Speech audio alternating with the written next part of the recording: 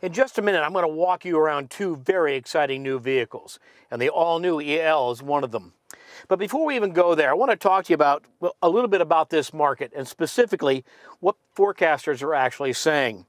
Now, I know the mass hysteria the media has attempted to generate in controlling both our economy and our lives that says that this marketplace is going to be gone by next week. They are absolutely wrong. This buyer, and if you've ever owned one of these kind of vehicles, you know exactly what I'm about to say, is not about to abandon their usefulness and love affair with these particular vehicles. To give you an idea, most forecasters are currently predicting at least 600 to 700,000 sales in this segment. That's a very respectable number. But it does put an emphasis on the importance on playing to win. And to that end, Ford is committed to winning. To give you an idea a little bit about this customer and why they are not going to walk away from these vehicles, 90% of them, and this number shocked me, 90% of them vacation with these vehicles. I'm a little envious because the idea of just doing that sounds pretty exciting. This number did not catch me out, and it's one you ought to be aware of. 50% of these owners tow something with these vehicles. And the good news here, you've got that kind of capability. I really think you could sum up their whole philosophy about work hard and play hard. That really does define this buyer. They count on these vehicles. It's funny, those on the outside perceive these vehicles as optional. Not if you've owned one.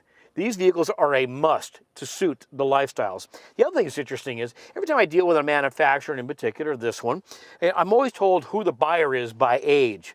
Boy, I'll tell you what, no one wants to put a dart in this customer because you know what? They're the 30s, they're the 40-somethings, and the 50-somethings love these vehicles. They really do fit well in the different stages of life. Now, one of the big breakthroughs that I think is going to be convenient for this buyer is that this vehicle is garageable, and that's true of the EL as well. That's going to be met with a lot of popularity. It's interesting, and certainly it wouldn't be my way of describing it, but when you look at what a lot of customers do with these vehicles, this vehicle is still perceived as cool to a large portion of these buyers. And it's true for that. Look at the kind of options that are going on here. I mean, there's somebody making 28s and 26-inch rims in the aftermarket for a reason. You can find big boulder grills for this thing for inserts for a reason. Customers love the cool factor. I think what's really going to be key to keep pushing this vehicle to number one in this segment is the fact that it is so refined. Interestingly enough, and I can remember testing early SUVs, these things were relatively crude.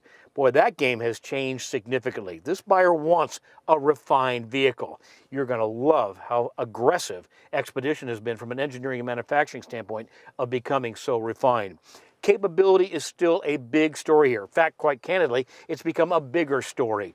So pay attention to that and leverage that. When you know that half the owners tow something and that 90% of them take their families on vacation, that's something you want to know. And here's a term you may not initially think to apply to this vehicle, but it really is a value story.